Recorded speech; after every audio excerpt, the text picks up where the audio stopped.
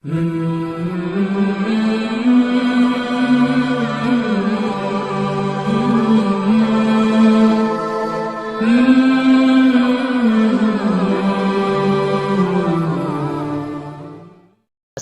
علیکم۔ آج کی ویڈیو میں یہ جانیں گے کہ قربانی کس شخص پر واجب ہے۔ جس شخص میں 6 باتیں موجود ہو اس پر قربانی کرنا واجب ہے۔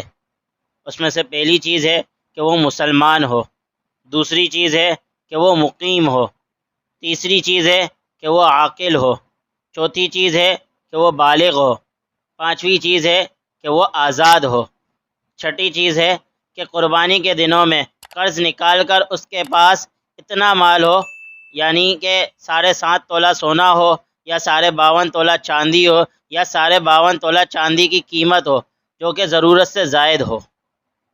اگر کسی شخص میں یہ 6 باتیں موجود ہیں تو اس پر قربانی کرنا واجب ہے۔ اب اس کے متعلق کچھ مسائل کو جان لیتے ہیں۔ پہلا مسئلہ ہے، اگر ایک گھرانے میں کئی افراد پر قربانی واجب تھی مگر صرف ایک بکرا ذبح کیا اور یہ سمجھا کہ سب کی طرف سے قربانی ہو گئی تو ایسا کرنا درست نہیں، بلکہ ہر ایک پر الگ الگ قربانی واجب ہے۔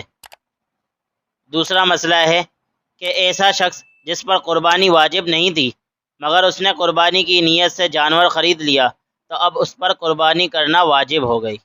تیسرا مسئلہ ہے کہ قربانی کے دنوں میں صاحب نصاب پر قربانی کرنا واجب ہے، قیمت صدقہ کرنا کافی نہیں۔ مطلب یہ ہے کہ ایک شخص پر قربانی کے دنوں میں قربانی واجب تھی مگر اس نے قربانی نہیں کی بلکہ قربانی کے جو پیسے تھے وہ صدقہ کر دیے تو یہ صدقہ کرنا کافی نہیں بلکہ اسے الگ سے قربانی کرنا ضروری ہے۔ چوتھا مسئلہ ہے، قربانی کے دنوں میں اگر کوئی شخص قربانی کے نصاب کا مالک ہو گیا تو اس پر قربانی کرنا واجب ہے۔ مطلب یہ ہے کہ ایک شخص قربانی کے دنوں میں مالدار ہو گیا، یعنی کہ اس کے پاس 7.5 تولہ سونا آ گیا یا 52 تولہ چاندی آ گئی یا 52 تولہ چاندی کی قیمت آ گئی تو اس پر قربانی کرنا واجب ہے۔ پانچواں مسئلہ ہے، اگر بیوی صاحب نصاب ہے تو اس پر قربانی کرنا واجب ہے۔ اس کا مطلب یہ ہے کہ اگر بیوی کے پاس اتنا مال ہے، یعنی کہ 7.5 تولہ سونا ہے یا 52 تولہ چاندی ہے یا 52 تولہ چاندی کی قیمت ہے تو اس پر قربانی کرنا واجب ہے۔ چھٹا مسئلہ ہے کہ اگر کسی مالدار شخص کا جانور قربانی سے پہلے مر گیا تو اسے دوسرا جانور خریدنا ہوگا اور اس کی قربانی لازم ہوگی۔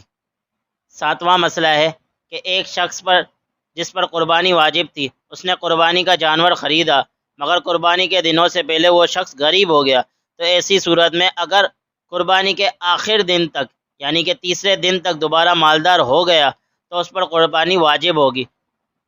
آٹھواں مسئلہ ہے کہ اگر اولاد خود صاحب نصاب ہے، یعنی کہ اولاد کے پاس ہی اتنا پیسہ ہے کہ جو 52 تولہ چاندی کے قیمت کے برابر پہنچتا ہے تو اولاد پر قربانی کرنا واجب ہے۔